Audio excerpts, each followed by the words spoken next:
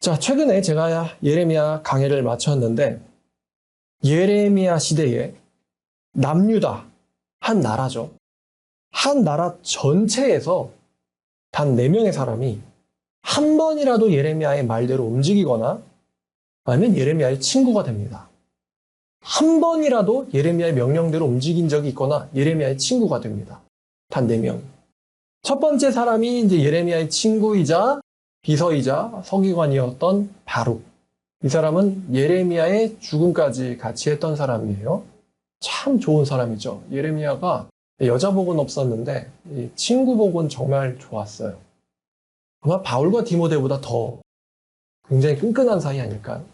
단단한 결합. 자, 두 번째가 이 바룩의 형제입니다. 스라야라는 사람인데 예레미야 51장에 등장하고요. 예레미야의 명령을 따라서 바벨론에 가서 하나님의 말씀을 선포합니다. 바벨론에서. 느부갓네살 왕 시대 바벨론에서 하나님 말씀을 선포한다. 완전히 좀 위험한 행동이죠. 근데 이거를 스라야가 해요.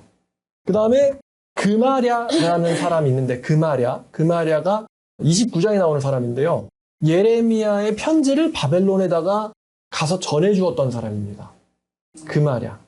29장. 너희는 거기서 열심히 살아라. 70년이 차면은 내가 너희를 돌보고 이곳으로 돌아오게 할 것이다. 너희가 나를 간절히 찾으면, 전심으로 찾으면 나를 찾게 되고 만나리라. 이 내용이 있었던 편지를 예루살렘에서 바벨론으로 전해주었던 사람이 그마랴라는 사람이에요. 다 예레미야의 명령을 한 번씩은 지켰던 사람들입니다. 자, 그 다음에 이제 이 사람 좀 개인적으로 좋은데 에벳 멜렉이라는 사람인데요. 38장에서 등장합니다. 에벳 멜렉 38장에서 등장하는데 예레미야가 이제 종교 지도자들과 정치 지도자들의 음모에 빠져가지고 그들의 미움으로 우물에 던져져가지고 죽을 뻔했어요. 우물의 진창에 빠져서 죽는 형벌을 당했을 때 시드기야 왕이 되게 뭐랄까요? 좀 비겁한 사람이거든요. 예레미야한테 와서 묻다가 예레미야가 싫으면은 또 저 사람들 예레미야의 원수들 말을 듣다가 정말 줏대 없이 이랬다 저랬다는 왕이 시드기야입니다. 근데 이 시드기야한테 가가지고 예레미야를 죽게 놔두면 안 됩니다. 라고 거의 뭐 이제 자기 어떤 정치적인 생명을 걸고, 왜냐면 그 당시 시드기야 주변에는 간신들만 드글드글 했으니까 정치적 생명을 걸고 예레미야를 구해줘야 된다라고 충원을 했던 외국인 신하입니다. 외국인 신하가 이 에벳 멜렉이에요. 유대인이 아니에요. 예레미야를 구해줬던 사람입니다. 예레미야의 목숨을. 자, 그래서 이렇게 4명, 바룩, 스라야, 에벳 멜렉, 그마랴, 이 단 4사람이 예레미야의 친구가 되거나 예레미야의 명령을 한 번이라도 수행하거나 아니면 예레미야를 구해주거나 하는 사람들이에요. 한 나라 전체에서 말입니다. 자, 우리가 성경을 하나 읽을 건데요. 참 제대로 읽어보면 어처구니가 없는 성경입니다. 예레미야 44장 2절입니다. 예레미야 44장 2절. 자, 시대적인 상황은 이러한데, 자, 예레미야는요, 시드기야 시대에서 이제 남유다의 멸망을 예언을 했죠. 그리고 남유다의 멸망 뒤에 이제 아주 소수의 사람들이 살아남습니다. 대부분의 사람들은 잡혀가거나 아니면 죽어요. 잡혀가거나 죽는다. 잡혀가거나 죽기 때문에 굉장히 많은 사람들이 희생을 당하고 정말 극소수의 사람들이 이제 살아남죠. 극소수의 사람들이. 자, 그러면 이 살아남은 사람들이 이제 예레미야는 그래요. 애굽으로 가지 마라. 애굽으로 가지 마라. 왜냐면 하나님께서 너희를 용서하신 거, 하나님께서 너희에게 자비를 베푸신 거기 때문에 너희들은 칼에 죽지 않으니까 하나님의 말씀을 믿고 예루살렘에 머물러라 라고 말씀을 해주셨는데 이 사람들이 하나님의 안전보장을 믿지 않고요. 우리가 여기에 있으면 위험하다 해가지고 일단은 예레미야에게 와가지고 우리가 여기에 있어야 됩니까? 아니면 애굽으로 가야 됩니까? 이렇게 물어는 보는데 물어만 보지요. 예레미야의 응답, 하나님의 말씀의 응답대로 행동하지 않아요.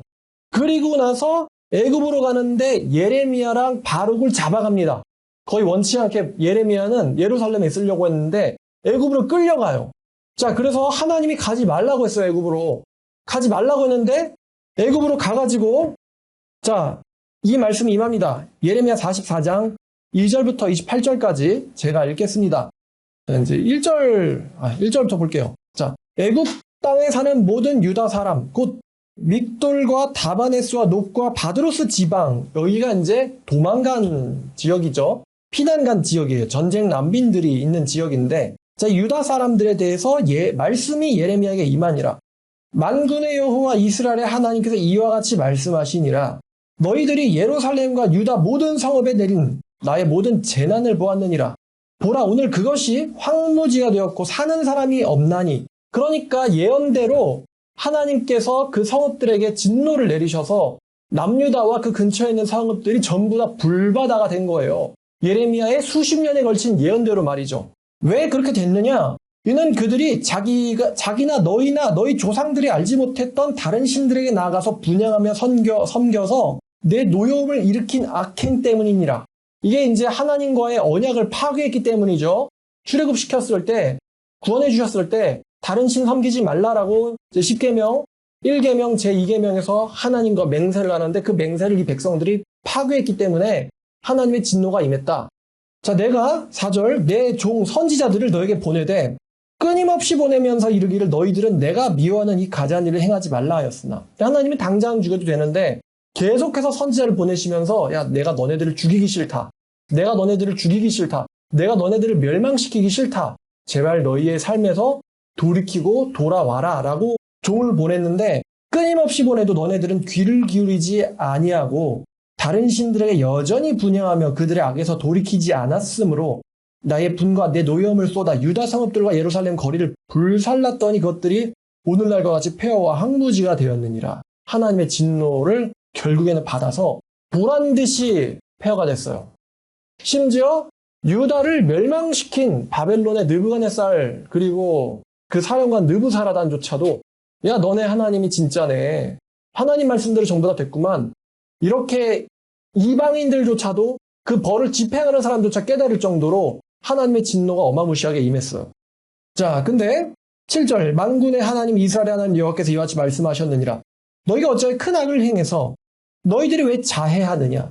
자기 영혼을 해하며 유다 가운데에서 너희와 너희 남자, 여자, 아이와 젖먹는 자들을 멸절시켜 남은 자가 없게 하려느냐? 아니, 보란듯이 하나님께서 심판을 내리셨는데 그 심판을 알고도 왜 여전히 우상숭배를 계속해서 하나님의 진노를 너희 위에, 너희의 자녀들과 젖먹이들 위에 떨어뜨리려고 하느냐?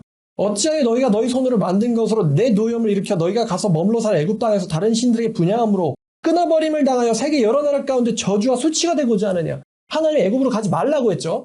애굽으로 갔어요. 애굽 가서 하나님 섬겨야 되는데 애굽 가서 하나님 안 섬깁니다. 거기 가서도 지네들이 만든 우상 숭배를 하고 있어요. 그렇게 될 것 같으니까 하나님이 가지 말라고 그랬는데 거기 갔어요. 우상 숭배 거기 가서도 해요. 왜 내가 너희네들을 끊어내리게 하게 만들고 있느냐? 저주와 수치거리가 되게 하려고 하고 있느냐? 너희가 유다 땅과 예루살렘 거리에서 행했던 너희 조상들의 악행과 유다 왕들의 악행과 왕비들의 악행과 너희들의 악행과 너희의 아내들의 악행을 잊었느냐 벌써? 겨우 몇 년 전에 일어난 일인데 도시가 불바다가 돼 전부 다 죽었는데 그 악행을 잊었느냐? 그들이 오늘날까지도 겸손하지 않았고 두려워하지도 않았고 내가 너희와 너희 조상들 앞에 세웠던 나의 율법과 내 법규를 지켜 행하지 아니하였느니라. 그러므로 만군의 여호와 이스라엘 하나님께서 이와 같이 말씀하시니라. 보라, 내가 얼굴을 이제 너희에게로 향하여 내가 죽여버렸던 그들에게서 이제는 너희에게로 내 얼굴을 향하여 환난을 내리고 온 유다를 끊어버릴 것이며 또 내가 애굽 땅에 머물러 살기로 고집하고 그리로 들어간 유다의 남은 자들을 처단하리니 그들이 다 멸망하여 애굽 땅에서 엎드려질 것이라. 그들이 칼과 기근에 망하며 나은 자로부터 높은 자까지 칼과 기근에 죽어서 저주와 놀램과 조롱거리와 수치의 대상이 될 것이다. 내가 예루살렘을 벌했던 것처럼 애굽 땅에 사는 자들을 칼과 기근, 전염병으로 벌하리니 애굽 땅에 들어가서 거기에 머물러 살려는 유다의 남은 자 중에 피하거나 살아남아 소원대로 돌아와서 살고자 하여 유다 땅에 돌아올 자가 없을 것이라. 그 멸망했다라는 소문을 누군가 내줘야 되기 때문에 하나님께서 남기시는 아주 극소수의 도망하는 자들, 도망하는 것이 허락된 자들 외에는 거기서부터 돌아올 자 없으리라. 갈 때는 네 자유로 갔지 못 돌아온다 이거예요. 들어갈 땐 너네들 마음이었지만 절대 나오지 못할 거다. 그리하여 자기 아내들과 다른 신들의 자기 아내들이 다른 신들에게 분향하는 줄을 알고 있는 모든 남자들, 이제 왜 남자들이라고 했냐면, 여러분, 남자는 다스려야 됩니다. 근데 아내가 우상숭배하는 것을 알고도 다스릴 책임이 있는데도 다스리지 않았어요. 아내의 우상숭배를 다스리지 않음은 본인이 우상숭배하는 것과 동일합니다. 그러니까 자기 아내들이 다른 신들에 분향하는 줄을 알고도 냅두는 모든 남자, 곁에 섰던 모든 또 여자들, 애굽 땅 바드로스에 사는 모든 백성들의 큰 무리가, 이것도 놀라운 단어예요. 그렇게 멸망해서 죽은 걸 다 보고도 어쩌다 몇 명이 아니라 또 큰 무리가 와가지고 예레미야에게 대꾸하는 거죠. 대답하여 이르되 이 하나님의 무시무시한 사형 선고죠. 사형 선고. 다 죽이겠다. 내가 너네들을 다 끊어버리겠다. 사형 선고가 내려졌어요, 지금.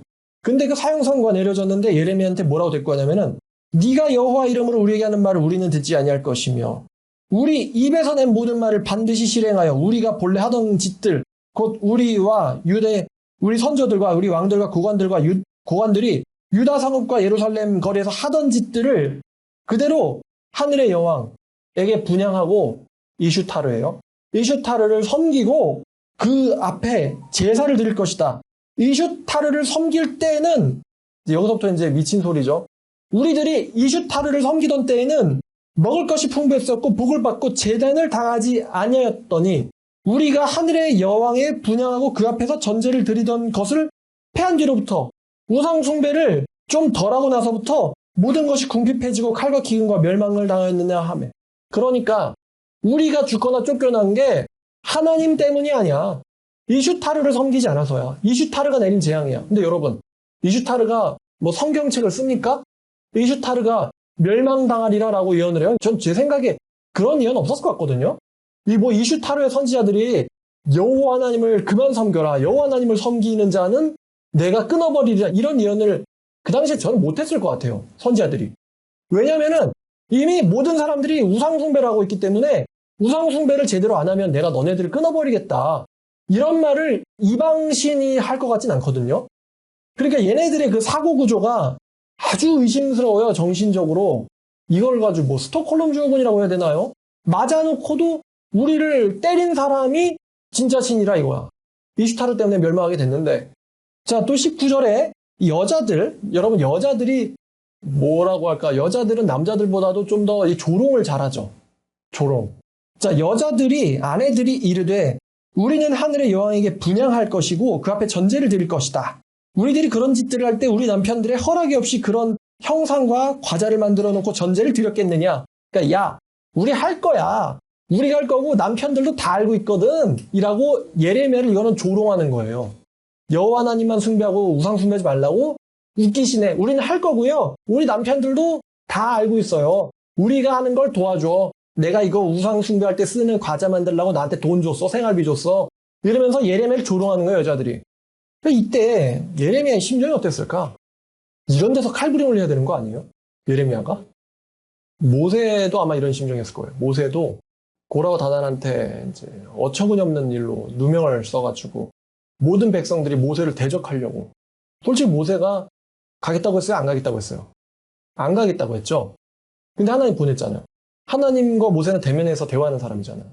하나님께서 이스라엘 백성들을 얼마나 끔찍히 사랑하셨고 또 이스라엘 백성들 하나님이 얼마나 여러 번 열받게 했고 하나님이 얼마나 얘네들을 죽여버리려고 했고 그 중간에서 모세가 얼마나 여러 번 중재를 했어요. 근데도 이 백성들이 한다는 짓이 모세야 고마워 이게 아니고 너는 이스라엘 백성 사이에서 사라져야 될 인간이다. 니만 잘났느냐. 이러면서 모세를 대적했을 때 모세가 막 억울하다 이렇게 얘기하지 않고요. 그 말 듣고는 꿇어 엎드렸다가 이게 진짜 OTL이죠. 너무 어이가 없고 할 말이 막힌 상태예요. 아, 끝났구나. 얘네들 이제 다 죽었구나. 더 이상 내가 얘네들을 살려달라고 중재할 수가 없게 됐구나. 예레미야도 이 말을 들었을 때 여인들한테서 또 이 남자들한테서 모든 백성 큰 무리가 왔다고 했잖아요. 우리가 더 열심히 우상 숭배할 거야. 네 말 안 들을 거지롱 메롱 이렇게 얘기할 때 예레미야가 그 얘기를 듣고 자 20절 예레미야가 남녀 모든 무리 곧 이 말로 대답하는 모든 백성들에게 일러 이르되 모든 백성이래요. 아 진짜 열받네. 너희 선조와 너희 왕들과 고관들과 유다 땅 백성들과 유다 성읍들과 예루살렘 거리에서 분향했던 이를 여호와께서 기억하셨고 그의 마음에 떠오른 것이 아닌가. 여호와께서 너희 악행과 가증한 행위를 더 참을 수 없으셨으므로 오늘 너희 땅이 오늘날과 같이 황폐와 놀림과 저주거리가 되어 주민이 없게 되었나니 너희가 분향하여 여호와께 범죄하였으며 여호와의 목소리를 순종하지 아니하고 여호와의 율법과 법규와 여러 증거들을 행하지 아니하였으므로 이 재난이 오늘과 같이 너희에게 일어났느니라. 이제 예레미야는 그냥 담담히 판결문이 읽는 거예요. 예레미야가 다시 모든 백성들과 모든 여인들에게 말하되 애굽 땅에서 사는 모든 유다 사람이여 여호와의 말씀을 들어라. 원래는 이거 성전에서 하던 이야기인데 애굽 땅으로 이제 장소가 옮겨졌죠. 만군의 여호와 이스라엘의 하나님께서 이와 같이 말씀하시되 너희와 너희 아내들이 입으로 말하고 손으로 이루려 하여 이르기를 우리가 서원한 대로 반드시 이행하여 하늘의 여왕에게 분향하고 전제를 드리리라 하였은즉 너희 서원을 성취하여 너희 서원을 이행하라 라고 만군의 하나님이 말하시느니라. 그러니까 하나님이 허락하지 아니하시면 얘네들은 숨도 쉬는 게 허락되지 않기 때문에 하나님께서 우리의 근육과 생각과 이제 신체 조직을 만드시고 우리에게 자유를 주셨잖아요. 그러니까 너희들이 그 자유와 내가 너에게 준 신체와 내가 너에게 준 영을 주었더니 살아있는 생명이 된지라 내가 너에게 준 생명을 이용해서 우상숭배를 하겠다고 하나님께서 명령이 떨어졌다. 너희가 원하는 대로 하라는 허락이 이행하라 하셨느니라. 그러니까 하나님이 허락 안 해주시면 그냥 얘네들은 이 순간 즉사할 수도 있어요. 하나님이 그렇게 하신 적도 있고. 출애굽시대 그러므로 애굽 땅에서 사는 모든 유다 사람이여 여호와의 말씀을 들어라. 여호와께서 말씀하시기를 내가 내 큰 이름으로 맹세하기를 애굽 온 땅에 사는 유다 사람들의 입에 다시는 내 이름을 부르며 여호와의 살아계심을 두고 맹세할 것이다 라고 하는 자가 없을 것이다. 두 가지 의미가 있죠. 하나는 너희가 회개하는 것을 나는 허락하지 않을 것이다. 왜냐하면 하나님은 사람의 마음을 지배하시기 때문에 너희에게 회개의 심령을 절대로 부어주지 않을 거야. 은총과 간구의 영을 절대로 난 부어주지 않을 거고, 그리고 두 번째, 너희들은 죽을 것이기 때문에 내 이름을 부르지 못하게 될 거야. 보라, 내가 깨어있어. 그들에게 재난을 내리고 복을 내리지 아니할 것이니 애굽 땅에 있는 모든 사람들이 칼과 기근에 망해 멸절될 것이다. 그런지 칼을 피한 소수의 사람들이 애굽 땅에서 나와 유다 땅으로 돌아오리니 애굽 땅에 들어가서 거기에 머물며 산 유다의 모든 남은 자들은 내 말과 그들의 말 가운데서 누구 말이 진리인지 알게 될 것이다. 여호와의 말씀이니라. 내가 이곳에서 너희를 벌할 표징이 이것이라. 내가 너에게 재난을 내리라 한 말이 반드시 이루어질 것을 것으로 알게 하리라. 자, 여기까지요. 자, 지금 우리가 어떻게 보면 성경 전체에서 정말 제일 어처구니가 없는 장을 읽었습니다. 성경에 참 황당한 일들이 많긴 하지만요. 이렇게까지 사람들이 돌았나 싶은 인간이 이런 존재인가? 인간이 이런 존재인가? 사실 우리가 여러분 어때요? 이 예레미야 이걸 보면서 이 당시에 유다 사람들에 대해서 여러분 어떤 생각이 들어요? 우리나라 말에 구제불능이란 말이 있는데 지금 이거는 구제불능이란 말만으로는 표현이 안 될 정도로 너무너무 한심하고 너무너무 어리석고 정말 하나님이 죽음 외에는 내리실 수가 없을 정도로 이건 뭐 용서의 어떤 일말의 자비조차 없는 이런 지금 내용이 지금 우리가 읽고 있는데 문제는 이런 엄청나게 한심하고 어리석은 하나님의 벌을 받고도 또 받고도 또 받고도 내 가족이 받고도 내 뭐 아들이 자식이 받고도 내 엄마 아빠가 받고도 내 아내가 받고 내 남편이 받고도 또 내가 받고도 안 죽어서 살아남았는데도 하나님의 말씀을 지키지 않고 사실 못하고죠. 지키지 못하고 지가 원래 하던 대로 어리석은 죄악을 짓고 있는 이 모습. 지 남편과 아들이 죽어도 이걸 못 끊어요, 죄를. 이 어리석음으로부터 벗어나지를 못합니다. 벗어나지 못해요. 자, 하나님은 전능하신데도 말입니다. 하나님께서는 이 당대의 유다 사람들을 구원해 주시지 않았어요. 하나님 전능하시죠? 모든 육체의 신이고 못하는 게 없으시고 지구를 창조하셨고 태양계를 창조하셨고 우주를 창조하신 하나님 못하시는 게 없으세요. 그런데 그 하나님이 이 유다 사람들을 이 당시의 유다 사람들 모든 유다 사람들을요 구원해 주지 않으셨어요. 이 모든이라고 할 때 참 황당한데 심판당하고 살아남고 심판당하고 살아남고 심판당하고 살아남은 사람들이에요. 605년의 포로됨을 면하고 597년의 포로됨을 면하고 586년의 포로됨과 살해당함을 면하고 그리고도 살아남은 사람들, 잡혀가지 않은 사람들, 이 사람들인데도 하나님의 말씀을 듣지 않아요. 이쯤 됐으면 이쯤 됐으면 야 605년에 내 친척이 사로잡혀갖고 597년에 내 아빠가 사로잡혀갖고 586년에 내 아들이 전쟁에서 죽었어. 그런데 내 주변 이웃들이 다 죽어가지고 길거리에 다 시체 더미들, 그냥 길에 시체들만 그냥 한 더미 같이 있었는데 거기서 내가 살아남았어. 나랑 내 남편이.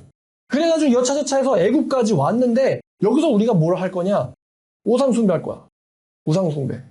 아니 이렇게 당했으면 하나님 좀 제발 두려워하고 하나님을 무서워하고 하나님을 섬길만 하잖아요. 근데 살아남은 사람들 심판에서부터 어떻게 남은 자라는 사람이 이러냐? 심판에서부터 살아남은 사람조차도 우리가 우상숭배를 덜해서 이렇게 된 거라고, 앞으로 우상숭배를 더 열심히 할 거라면서 하나님의 말씀을 지금 사형 선고가 내려지고 있는데 그 판사를 조롱하고 있어요. 미친 거죠 이게. 사형 선고가 내려지고 있는데 판사를 조롱하고 있다? 이런 살인범이 있습니까? 왜냐면 하나님이 눈앞에서 자기를 칼 들고 죽이는 건 아니니까. 이 설마 정말로 답이 없어요. 여러분, 이 사람들뿐만 아니라 신구약 성경에서 멸망당하거나 지옥에 들어간 사람, 지옥에 던져진 사람인데 멸망당하거나 죽어서 지옥에 던져지기 전에 하나님이 기회를 주신 사람들이 있습니다. 첫 번째가 사울이죠. 사무엘상 15장에서 사울 왕이 초기에 하나님의 말씀을 어겼죠. 어기고 잘못했을 때 사무엘이 와서 무서운 경고를 합니다. 하나님이 너를 버렸다. 굉장히 무서운 이야기죠. 이 무서운 경고를 하고 사울 자신도요, 잘못했다고 사무엘 선지자한테 빌어요. 잘못했다고. 내가 잘못했다고. 자, 그렇게 용서를 빌었는데도 불구하고 그 뒤로 사울 왕이 정신을 차립니까? 못 차립니까? 못 차립니다. 못 차리고 살인자가 됐죠. 그리고 미움과 원망에 사로잡혀서 결국에는 자기 자신을 파멸로 몰아갔죠. 이 사람이 언제 정신 차리냐? 죽기 전날에요. 죽기 전날에 귀신이 사무엘의 모습으로 나타나가지고 귀신이 이미 하나님의 결정을 알았거든요. 넌 죽었어. 하나님 널 죽이기로 결정했더라. 그러면서 이제 이런 얘기를 해주죠. 하나님이 너를 대적해서 네 원수가 되셨거늘. 근데 사실 이 말은 사무엘이 처음에 해줬던 이야기이기도 해요. 하나님의 결정이 그렇게 변한 건 아니에요. 근데 어째 이제 와가지고 이런 얘기를 합니다. 그러니까 사실 처음에 경고 떨어졌을 때 사울 왕이 정말로 너무 두려워가지고 하나님께 경배하고 제사드리고 하나님 말씀 안에서 어떻게든 붙어 있으려고 했으면요, 이 지경까지 제 생각엔 하나님이 안 보냈을 거라고 생각해요. 하나님이 자기 이름 걸고 맹세해도 목숨 걸고 잘못했으니까 제발 용서해 주세요. 하나님 말씀만 지키면서 살게요. 이러는 사람을 내버리진 않는다고 저는 생각하거든요. 하나님이 가끔씩 내 큰 이름을 걸고 맹세한다. 내 살아있음을 두고 맹세한다. 이럴 때가 있으신데 그래도 이렇게 비는면 하나님이 제 생각에는 자기 큰 이름을 버려서라도 용서해 주실 것 같다고 제가 알고 있는 하나님의 캐릭터는 그런 분이에요. 근데 사울 왕은 그렇지 않아요. 하나님의 경고대로, 처음 들었던 경고대로 그런 죽기에 버림받기 걸맞는 삶을 지가 쭉 삽니다. 도대체 그러면 제발 용서해달라. 내가 잘못했다. 이건 뭐예요? 내가 잘못했다. 용서해달라. 이런 사람이 주의 선지자를 죽여요? 또라이죠 이거. 사이코패스예요 이거. 자, 압살롬. 자기 큰 형을 살해하죠. 그리고 아빠를 피해서 해외로 도망을 갑니다. 아빠가 화가 풀렸어요. 그래서 아빠가 용서해 줄 것 같으니까 돌아와서 아빠한테 용서를 받죠. 그러면 용서를 받았으면 감사한 줄 알고 자중해야 될 거 아니야. 근데 그 뒤로 얘가 뭘 계획해요? 아빠를 죽이고 왕이 되려고 반역을 일으키죠. 반역을 일으키고 아빠의 다른 아내들, 그러니까 자기한테는 새엄마들이죠. 자기의 새엄마를 강간을 하죠. 그리고 아빠를 죽이려고 혈안이 돼가지고 말을 타고 쫓다가 그 자랑했던 머리털이 남에 걸려서 기절하는 바람에 요압 장군한테 처형당하죠. 가룟 유다 어떻습니까? 예수님이 진짜 몇 번이나 가룟 유다를 경고해줬을 거라고 생각하세요? 몇 번이나. 태어나지 않은 게 좋았을 거다. 이것보다 더 심한 말을 할 수는 없잖아요. 예수님이 가룟 유다한테 너는 태어나지 않았으면 좋을 뻔했다. 나와 같이 그리 손을 넣는 자가 걔다. 내가 빵을 적셔서 주는 자가 걔다. 몇 번이나 예수님이 경고하셨어요? 처음에는 이제 너희 중에 멸망의 자식이 있다. 이렇게 간접적으로 얘기해 주셨는데 나중에는 대놓고 얘기해 주셨는데도 불구하고 가룟 유다가 알긴 알았죠. 자기를 가리킨 거라는 걸. 근데 얘가 깨닫지는 못해요. 결국 어떻게 됩니까? 예수님을 배신하고 그러니까 하고 싶은 대로 하는 거죠. 바리새인들한테 예수님 팔아넘긴 다음에 이상한 죄책감에 휘말려가지고 자살해버리죠. 또 마지막으로 데마. 이 데마라는 사람은 진짜 충격적으로 쇼킹한 사람인데 이 데마는 골로새서 4장 14절. 자, 여기 보면 사랑을 받는 의사 누가 그리고 또 데마가 너희에게 무난하느니라. 그러니까 데마가 이랬겠죠. 바울 사도님, 골로새 성도들한테 제가 너희들을 사랑하고 있고 걱정하고 있다라고 제 이야기도 써주세요. 이렇게 얘기했겠죠. 그러니까 이제 바울이랑 같이 있었던 거 아니에요. 그러니까 이제 바울이 나와 같이 있다는 게 그냥 같이 있는 게 아니잖아요. 동역자라는 소리죠. 나와 같이 있고 동역자인 데마가 너희에게 무난한다. 바울과 같이. 그러니까 골로새 사람들한테 데마라는 사람은 그 바울 사도 옆에서 같이 바울과 사역하던 그 바울 사도의 동역자겠죠? 그 데마가 너에게 무난하느니라. 자, 그 다음에 빌레몬서. 빌레몬서는 펴기가 쉽네요. 히브리서 바로 앞에 있으니까. 빌레몬서 1장 24절. 또한 나의 동역자 마가, 아리스타고, 데마, 누가가 무난하느니라. 여기서도 등장하죠. 내 동역자인 데마가 무난한다. 그러니까 빌레몬에게도 데마라는 사람은 내 모든 것을 드릴 수도 있는 이 유명하고 위대하신 사도인 사도 바울, 그 사도 바울의 옆에 계신 동역자이신 분. 데마, 그러면 데마님이 오셨어요? 이랬겠죠? 빌레몬은. 근데 디모데후서 4장 가면은 어떻게 됩니까? 이 사람. 디모데후서 4장 10절에 보면 그 바울의 그 동역자였던 데마가 디모데후서 4장 10절 데마는 이 세상을 사랑해서 나를 버렸고 데살로니가로 갔다. 이걸 가지고 사람들이 바울도 속았다 안 속았다 이런 말을 하는데 제 생각에 바울이 몰랐을 것 같지는 않고요. 몰랐을 것 같지는 않고 이런 생각이 들어요. 도대체 데마가 보여주었던 그 열정의 정체는 뭘까? 바울을 버렸대잖아요. 이 데마가 갖고 있었던 이 열정의 정체는 뭘까요? 여러분 이게 되게 소름 끼치는 이야기 아닙니까?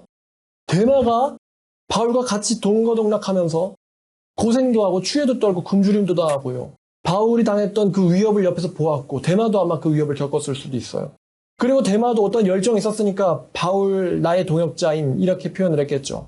근데 도대체 그 데마가 갖고 있었던 열정의 정체가 도대체 뭘까요? 얘는 진짜였어, 가짜였어, 가짜였어 이렇게 얘기하기 이전에 도대체 이 사람이 보여줬던 열정의 이게 뭘까 도대체?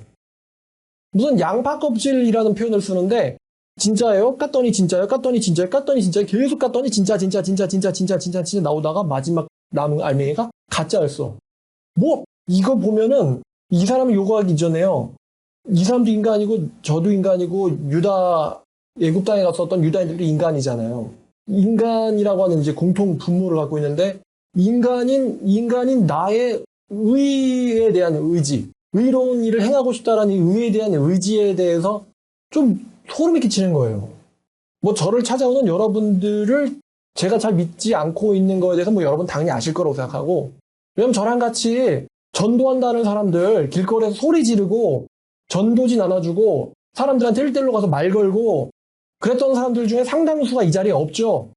그 사람들이 진짜 전도하는 걸 좋아했고 하나님 말씀인 성경책을 알게 되는 걸 좋아하면 이 자리에 왜 없겠어요?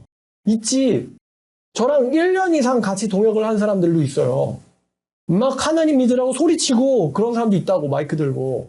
근데 도대체 그럼 그 사람들이 전도를 더 하고 싶은데 이 교회는 전도를 더 잘하지 못하니까 더 잘할 수 있는 다른 교회를 간 건가? 그런 경우 있잖아요. 그 동네에서 제일 잘하는 학원을 다니다가 서울대 가려면 이 학원은 안 되겠어. 아무래도 저기 강남에 있는 대형 학원을 다녀야지. 그래서 학원을 다니기 위해서 좋은 학원 다니려고 학원을 다니는 사람들 있잖아요. 좋은 학원 다니려고 학원을 다니다가 진짜 실력이 나와가지고 진짜 좋은 학원으로 옮기는 사례들이 많은데 더 성경을 깊이 알고 자세히 알고 하나님 뜻을 알고 싶고 더 열심히 그 말씀을 실천하고 싶어가지고 그걸 옮긴 건가? 그건 아니지, 절대. 이게 제가 이제 2000 몇 년이야. 2007년부터 전도하기 시작하고 하나님 만나게 2005년이니까 2005년부터 지금까지 거의 이제 20년에 가까운 경험인데 이러한 경험 동안에 저에게 쌓여진 누적 데이터라는 건 사람이 어떤 모습을 보여주든 간에 믿을 수가 없다. 믿을 만한 사람이요, 있긴 있어요. 근데 그 사람이 어떤 모습을 통해서 보여주는 퍼포먼스 가지고 믿을 수 없어요, 이 사람. 한 가지 여러분 뭐가 있냐면요. 절대로 마귀에게 속한 사람, 다시 말하면 성령이 없는 사람은 누군가를 거듭내지 못합니다. 왜냐하면 거듭남이라고 하는 것은 마귀에게서는요, 유사 행위로 혹은 뭐 흉내내가지고 일으킬 수 있는 일도 아니고요. 거듭남을 일으켜 버리잖아요. 그럼 마귀가 이제 선지자로 위장을 하잖아요. 뭐 빛의 천사로 가장한다고 하는데 빛의 천사로 가장하는 그 목적과는 위배됩니다. 마귀는요, 착각을 주고 싶어하고 회개했다라고 하는 착각을 주고 싶어하지 진짜로 회개를 시켜버리면요, 그럼 마귀가 위장하거나 흉내내고 있는 그 목적 자체를 상실해버린 거예요. 잘못한 거예요, 그거는. 마귀란 존재가 할 수도 없는 일이고요. 그건 할 수도 없거니와 해서도 아니 되는 일이 누군가를 거듭내는 거예요. 왜 요한계시록에 혹은 사도 바울의 경고대로 왜 거짓 사도들이 등장합니까? 구원받았다라고 하는 착각을 일으키기 위해서 등장하는 거거든요. 박진혁 씨처럼 저와 함께 있는 사람들의 절반 정도는 다 거듭났는데요. 이렇게 말을 하면은 그 절반 정도의 사람들은 전부 착각을 이미 하고 있다는 거잖아요. 그러면 착각을 이미 하고 있는 사람이 착각에서 빠져나오겠어요? 못 나오지. 괜히 중세 1000년 동안 천주교가 인류를 지배를 했던 게 아닙니다. 스스로 인간은 착각에서 못 나와요. 전 지구를 세뇌시켜버리고 그 전 지구에서 착각에서 세뇌 못 나옵니다. 이슬람 사람들 수십억이 있잖아요.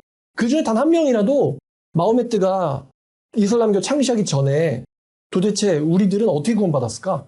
여기를 의문을 못 가져요. 사실 가짜 종교인데. 기독교가 생기기 전에 어떻게 구원받았죠? 기독교는 사실은 원래부터 성경이 말하고 있는 종교예요. 바울이 그렇게 얘기하잖아요.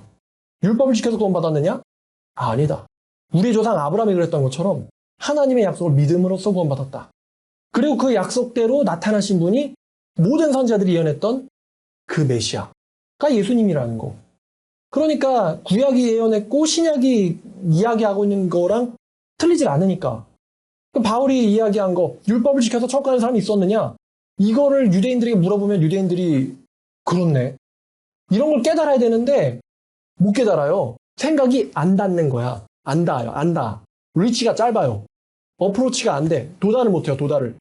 그러니까 도대체 말씀을 같이 지키고 싶다라고 해서 오면요. 그때 그 사람들이고. 하여튼 거듭남은 못 낸다 이거예요. 거듭남 못 낸다. 그래서 그 중요한 게 뭐냐면요. 여러분 인생 스스로를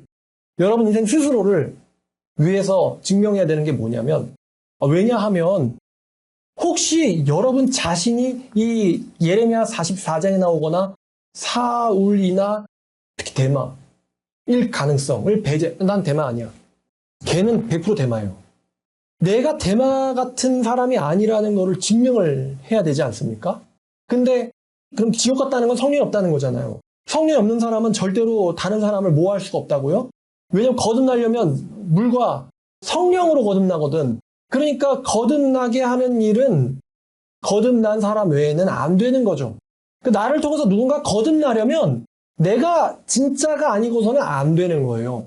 그러니까 여러분들 인생 80년 인생 전체에 걸쳐서 하나를 해내야 되고 하나를 증명해내야 되는데, 뭐 여러분들 중에 뭐 직업 중에 뭐 농부도 있고 건축가도 있고 뭐 다 있어서 뭔가 이루신 분들 있잖아요. 증명해야 되는 게 있는데 그게 뭐냐면은 성령님이 하나님께서 나를 통해서 역사를 하시는가, 특히 거듭남에 대한 역사를 하시는가를 증명을 해야 돼요. 누군가를 거듭낸 적이 있느냐. 또 거듭났는지, 아니 이 사람이 대마처럼 거짓 자기 의와 열정에 사로잡힌 가짜 크리스찬으로, 왜냐면 그 정도 열정은 이슬람에서도 보여주니까 그냥 테러 분자급인지 아니면 진짜 사도급인지, 사도와 테러 분자는 다르잖아요.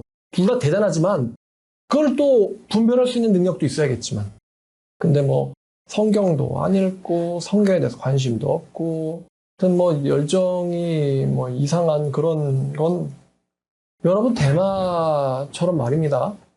여러분이 혹시 크리스찬이었던 사람이 주님을 완전히 잊어버리고 세상으로 가서 사는 게 가능할까요? 저는 제가 그렇게 할 수 있을까?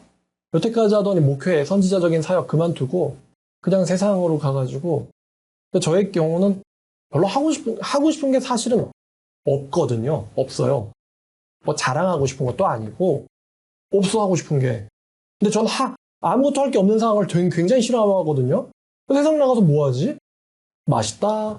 별로 먹는 거에 관심이 없는데 가졌다. 별로 과시하는 데 관심이 없어요.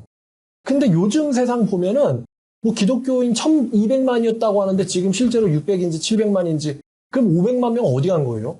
그 교회에 찍먹이라도 하던 애들 이런 소린데 500만 명 어디 간 거지? 요즘 안 믿고 사니까 편안한가 봐요. 일요일 날 교회 가라고 보채는 사람도 없고 교회 가야 될 부담감도 없고 또 주변 사람들 눈치 보면서 착하게 살아야 될 어떤 위선 떨어야 될 것도 없고 좋겠지. 대신 우울증이 오긴 했지만 왜 살아야 되는지 이유도 잊어버렸고 그런 부작용이 있긴 한데 일요일 날 닥달하는 사람은 없으니까 뭐 술을 먹든 담배를 피든 교회 다니면서 담배 피면은 좀 눈치 보이잖아요. 근데 그런 눈치도 볼 필요 없잖아요, 이제. 근데 교회 다니면서 매춘하면은 좀 양심상 찔리는데 지금은 매춘해도 뭐 누가 뭐라고 해? 안 걸리면 그만이지. 편안하잖아. 여자들도 뭐 원나잇 한다고 교회에서 원나잇 하면 좀 그렇잖아. 근데 세상 나서 원나잇 해봤자 누가 나한테 뭐라고 하겠어. 성병만 안 걸리면 되고 내 미래 남편만 모르면 되는 거 아니야? 내가 낙태를 몇 번을 했든 모르면 되잖아. 그래서 우울증과 왜 사는지 모른다라는 그 이상한 반작용이 왜 왔는지도 모르겠지만 그 사람들한테는 살만한가 봐요. 그 500만 명들.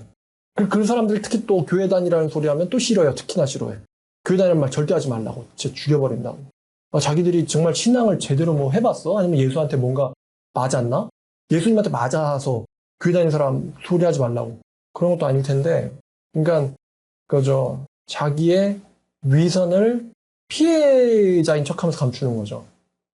근데 여러분들은 예수님 잊어버리고 세상 나가서 사실 분들은 별로 없을 거예요. 여러분들 중에서는.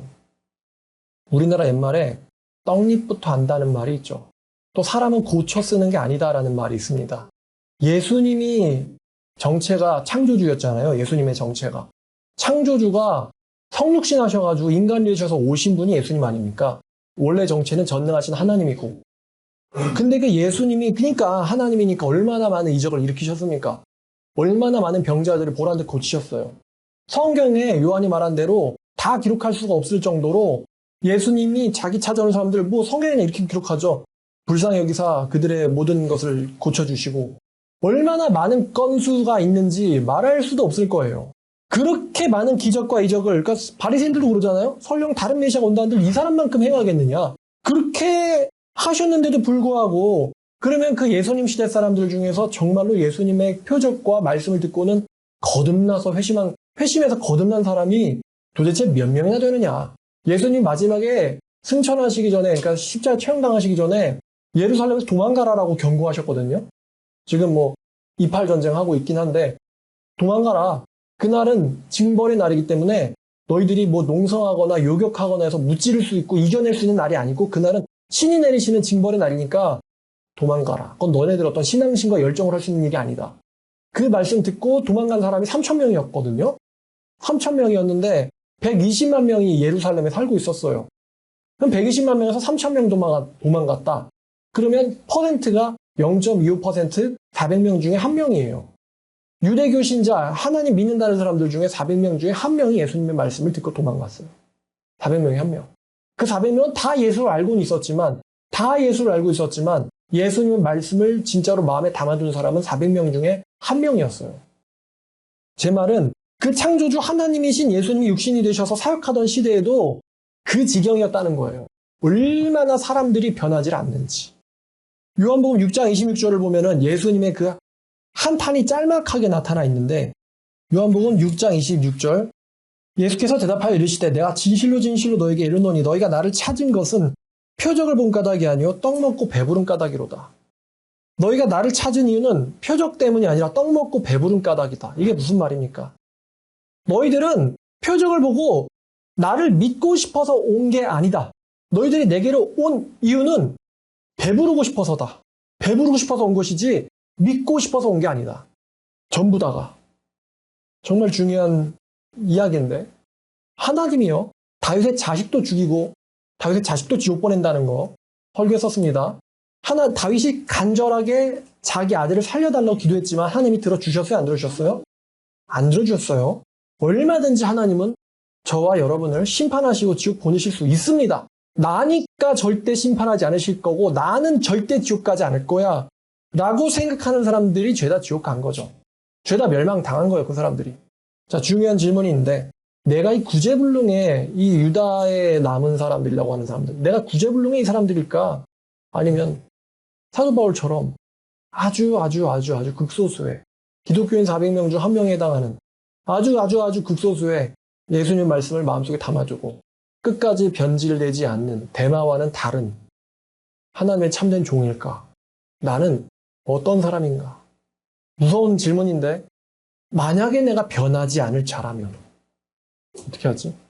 내가 변하지 않을 자라면 여러분 만약에 여러분 자신이 이 한심한 성경에 나오는 사람들처럼 성경에 나오는 이 한심한 사람들처럼 변하지 않을 자라면 그것을 여러분이 지금 오늘날 언젠가 미래에 알게 된다면 어떻게 하시겠어요, 여러분? 언젠간 변하겠지. 언젠간 변할 거야. 왜냐하면 난 변하고 싶으니까. 근데 이 생각에서 발전된 생각으로는 몇십 년 동안 한 발짝도 못 나가는 사람이라면 에이 설마 평생 그냥 이대로 지지부진하게 구질구질하게 살기만 하겠어. 언젠간 나도 하나님의 일에 동역을 하고 있겠지? 라고 이 언젠간이 하다 보니까 30이 되고 하다 보니 40이 되고 하다 보니 50이 되고 언젠간 하나님께 쓰임 받겠지. 언젠간 이러다가 70이 되고 계속 망상만 하다가 죽는 게 내 인생이라면 나라면 여러분 어떻게 하시겠습니까?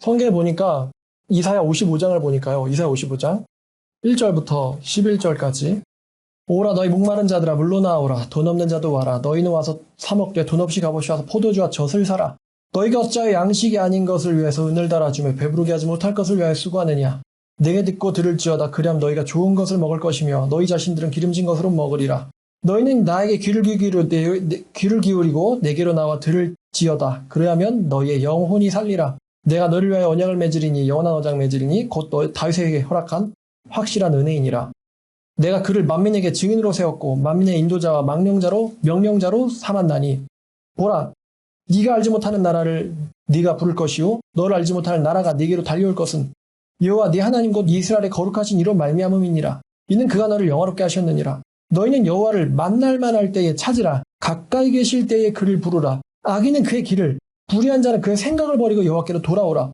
그리하면 그가 긍휼히 여기시리라 우리 하나님께로 돌아오라 그가 너그럽게 용서하시리라 이는 내 생각이 너희 생각과 다르며 내 길은 너희의 길과 다름이니라 여호와의 말씀이니라 이는 하늘이 땅보다 높음 같이 내 길은 너희의 길보다 높으며 내 생각은 너희의 생각보다 높음이니라 이는 비와 눈이 하늘로부터 내려 그리로 되돌아가지 아니하고 땅을 적셔 소출이 나게 하여 싹이 나게 하여 파종하는 자에게 종자를 주며 먹는 자에게 양식을 준과 같이 내 입에서 나가는 말도 이와 같이 헛되이 내게로 되돌아오지 아니하고 나의 기뻐하는 뜻을 이루며 내가 보낸 일의 형통함이니라.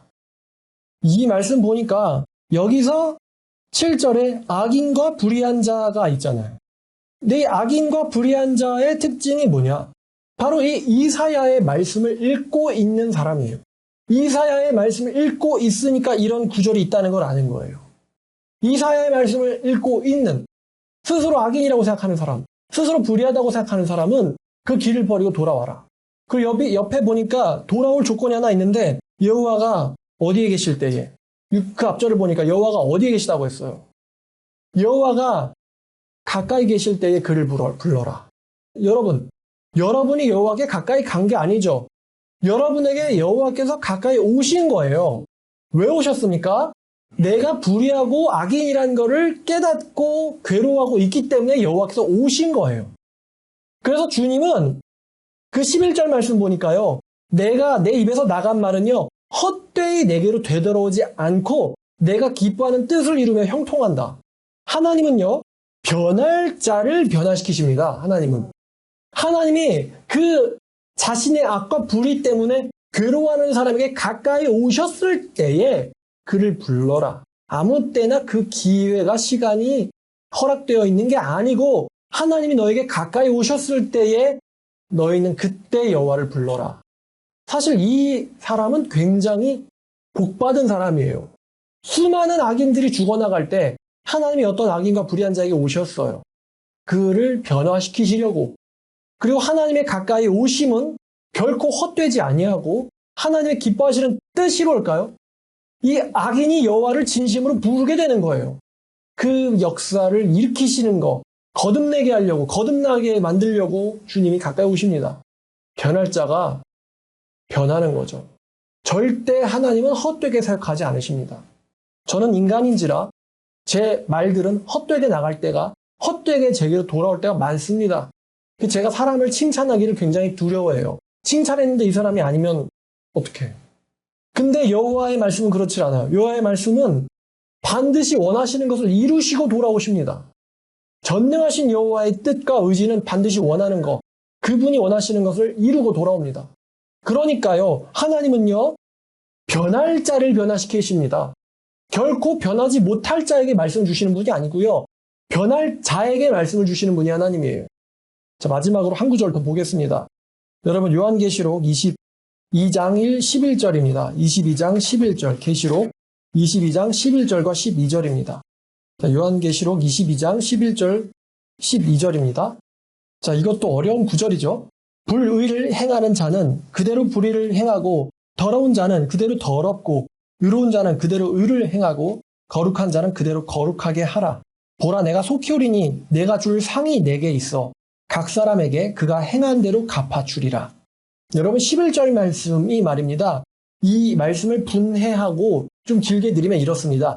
불의한 자는 불의하게 해줘라. 불의하게 만들어라. 불의하게 만들어라. 이게 let이라고 하는 사역동사예요. 명령을 하는데 시키는 명령입니다. 불의하는 사람을 보거든 불의하게 만들어줘라. 불의하게 해줘라. 이게 존재와 그 다음에 나오는 명령이 붙어 있는 거예요. 불의한 자라는 존재는 불의하게 만들어줘라. 불의하게 해줘라. 그러니까 하나님이 너무하지 않냐, 이런 말도 나올 수 있겠죠. 이런 말씀 들으면. 근데 하나님이 결코 거룩한 자를 불의하게 만들어라, 이렇게 말씀하시지 않으세요. 또 그 뒤에 보니까 더러운 자는 그대로 더럽게 해줘라. 이게 참된 신자들에게 주시는 명령입니다. 더러운 자는 그대로 더럽게 해주고, 의로운 자는 의롭게 도와줘라.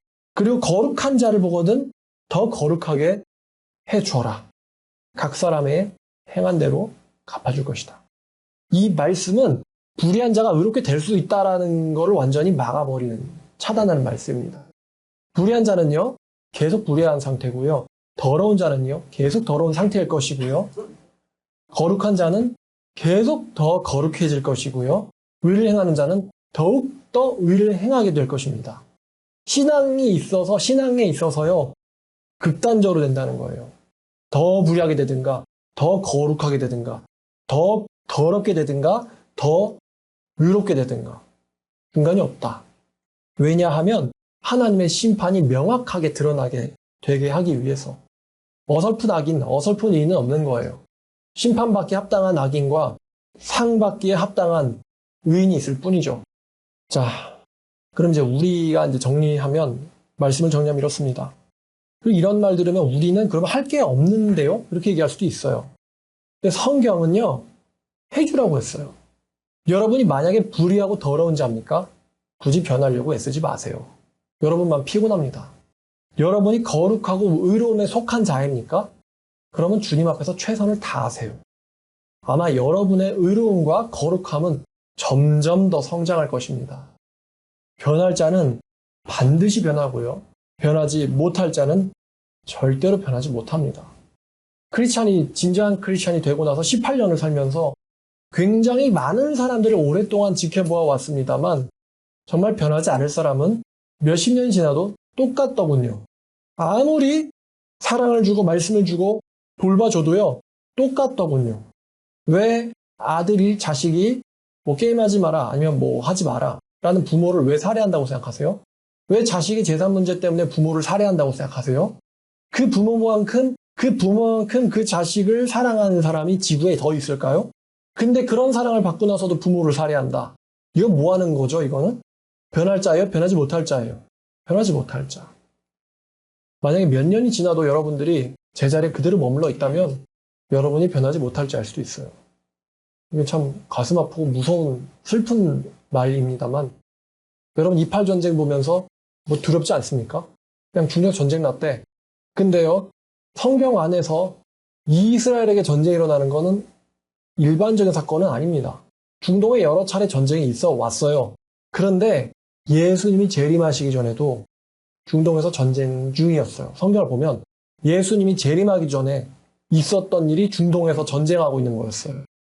중동에서 전쟁을 하고 있으니까 전쟁하고 있는 사람들을 정리하려고 재림하시는 분이 예수님이거든요. 여러분 유브라데강이 말랐더라, 아마겟돈 이런 말 요한계시록 읽다가 들어본 적 있잖아요. 유브라데강이 말랐다라고 하는 그 유브라데가 뭐냐면요, 이스라엘로 쳐들어가는 그 길이에요. 이스라엘로 쳐들어가는 길이 말라가지고 쳐들어갈 준비가 됐다는 거예요. 유브라데강이 말랐다는 이야기가. 그러니까 역사는 말입니다, 멈춰 있지 않습니다. 아마겟돈이란 말도 방금 얘기했지만 아마겟돈 가봤어요. 지명입니다. 전쟁이 일어날 지명이에요. 세상에 있는 모든 사람들이 하나님을 대적해서 모여든, 한마디로 주둔지 이름이 아마겟돈이에요. 아마겟돈. 이스라엘에 있습니다. 예루살렘 근처에 있거든요. 거기도 가봤어요. 아, 여기가 아마겟돈이구나. 굉장히 미래에 있어서 중요한 지역에 난 지금 와 있는 거군. 제가 갔을 때는 그냥 뭐 안개에 살짝 낀 굉장히 그냥 넓고 탁 트인 평원인데, 아, 여기서 마지막 전쟁이 일어난다는 거네. 그 아마겟돈으로 예수님이 재림하시는 거예요. 대적자들 전부 죽이려고. 어떤 사람들은 상징적인 이야기야 라고 얘기하는 사람도 있지요. 근데 저는 상징적이라고 생각하지 않아요. 왜냐하면은 바울이 유대인의 회복을 예언한 거는 상징이 아니었거든요. 로마서에서. 하나님이 유대인을 버린 건 이방인을 구하기 위해서고, 하나님이 그 버렸던 유대인들을 다시 세울 거다. 이방인인 너도 잘 붙는데 원래 본가지였던 걔네들은 얼마나 더 잘 붙겠느냐. 예수님이 돌아가시면서 유대인들한테 말씀하셨잖아요. 뭐라고 말씀하셨냐면은 주의 이름으로 오시는 자는 복이 있다라고 너희가 말하기 전까지는 나를 보지 못할 것이다. 이 말씀을 유대인들은 아마 무슨 말인지 이해를 못했을 거예요. 이방인의 시대를 살면서 그러면 하나님은 자기 백성을 버리셨느냐? 버리시지 않았구나. 그리고 이 말을 비유로 볼 것이냐? 비유로 말하고 있지 않아. 왜냐면 바울이 나도 이스라엘 사람이요, 바리새인이다 이렇게 얘기할 때는 그 사람에게 비유가 아니잖아요. 진짜 이스라엘을 얘기하는 거지. 그러니까 이런 전쟁을 보면서 변하지 않는 건 사실 아니하기 때문이거든요. 시간이 나에게 많아, 우리에게 위기는 없을 거야 라고 생각하니까 변하지 않는 거죠. 진짜 배고프고 위기가 오면 변하지 않겠습니까? 근데 제가 여러분들에게 말하잖아요. 우리의 회개랑 하나님의 심판이랑 뭐가 더 빠른지 속도 경쟁이에요. 속도 싸움이에요. 하나님의 심판이 더 빠르면 우리가 죽고 지옥 가는 거고요. 하나님의 심판이 우리에게 내려지기 전에 우리의 회개가 더 빠르면 우리는 사는 거예요. 근데 하나님과 속도 경쟁하는 사람들이 안이하게 세상에만 빠져가지고 그냥 먹고 사는 일, 세상에 있는 문제에만 딱 초점 맞춰져 있으면요, 하나님과의 속도 경쟁에서 어떻게 이깁니까? 지금 하나님 참고 있잖아요. 왜 너네들은 자해해서 너희 영혼을 내게 살해당하려고 하냐고. 그러니까 하나님은 별로 심판하고 싶지 않아 하시잖아요. 기다리시는 중이잖아요. 근데 아니한 거는, 그런데 왜 변하지 않는 거는 나는 그 일과는 상관이 없어 라고 생각하니까죠. 오늘 말씀 여러분 잘 기억하시고, 여러분이 평생에서 하나님의 일을 하겠다는 사람, 동역자 혹은 뭐 여러분의 인생에 있어서 중요하다고 생각되는 사람들이 있는데, 만약에 그 사람의 본질에서 이 유다 속의 유다의 사람들처럼 어리석은 사람들이나 혹은 데마 같은 성향이 보인다거나 혹은 가룟유다 같은 성향이 보인다면 그걸 잘 분별해야겠지만요, 그 사람들은 변하지 않습니다. 교회 다닐 때뿐만이 아니라요, 세상 속에서도 마찬가지입니다. 그런 사람들은 변하지 않습니다. 좋은 사람 잘 가려 만나는 게 인생의 복이에요. 그래서 제가 중요하다고 말한 겁니다. 신앙할 때, 동역할 때는 당연히 중요하고요. 어떻게 마귀의 종한테 하나님의 자녀를 맡기겠습니까? 정말로 중요하고요. 세상에서 사업할 때도요, 사람 잘 만나야 됩니다. 사람은 절대 변하지 않아요. 변할 사람만 변하는데 그 사람들은 아주 극소수입니다. 그리고 저는 그 변할 사람의 극소수가 바로 여러분이기를 원합니다. 안타깝지만 제가 목숨을 걸고 한국교회 앞에서 소리를 지르고 부르짖어도요, 그들이 안 변할 거라는 거를 너무나 잘 알고 있기 때문에 그럼에도 불구하고 가서 외쳐야 되는 게 예레미야가 그러므로 유다 사람들은 여호와의 말씀 들어라 라고 할 때 예레미야가 그 사람들 회개하거나 거듭날 거를 기대하고 얘기했겠어요? 그 선지자는 하나님의 말씀을 그들에게 선고해야 될 책임을 가진 사람이에요. 그래서 보내심 받은 거예요. 그때에 핑계치 못할 것이니라 라는 말씀을 성취하게 하기 위해서 하나님의 심판의 말씀을 들고 선 사람일 뿐입니다. 여러분 꼭 결단 잘 하셔서 2023년도 저물어 가는데 새로운 해가 오면 더 발전된 눈에 몰라보게 달라졌다 싶은 저와 또 여러분들 되시기를 축원합니다. 기도하겠습니다. 하나님 아버지, 오늘 이 남유다에 남겨진 사람들의 한심함과 어리석음, 저 우둔함, 그렇게 많이 당하고도 죽고 심판으로 달려가는 그 모습을 보면서 또 예수님에게 수차례 경고받았던 가룟 유다와 또 사무엘 선지자에게 하나님이 너를 버렸다라고 무서운 말을 들은 사울 왕과 또 사도 바울의 심판의 복음을 같이 들었으면서도 끝에 가서 사도 바울을 저버렸던 데마를 보면서 또 우리 안에 그러한 배신자의 요소가 들어있지 않은지 하는 두려움을 갖게 됩니다. 하나님 아버지, 정말로 변하고 싶습니다. 아버지에게 붙잡혀서 살고 싶습니다. 아버지의 뜻대로 살아가지 못하게 만드는 모든 방해 요소들은 전부 다 우리 인생에서 뽑혀져 버리기를 원합니다. 그게 친구든 무엇이든 가족이든 내 자신의 목숨에 대한 집착이든 그 어떤 것이라도 하나님께 온전히 사로잡혀서 쓰임받는 데 방해가 되는 것들이 있다면은 그게 손톱이고 발톱일지라도 뽑혀져 나가기를 바랍니다. 아버지의 일에 쓰임받는 귀한 자녀 되게 하여 주시옵소서. 그 유다 시대에 예레미야 선지자를 하나님께서 선택하셨고 임명하셨던 것처럼 그 악한 시대에 대한민국에 누구 아무개가 있었는데 그 사람은 하나님을 경외하며 주를 기다리는 사람이었더라 라는 말씀이 주의 책에 기록되어 있기를 원합니다.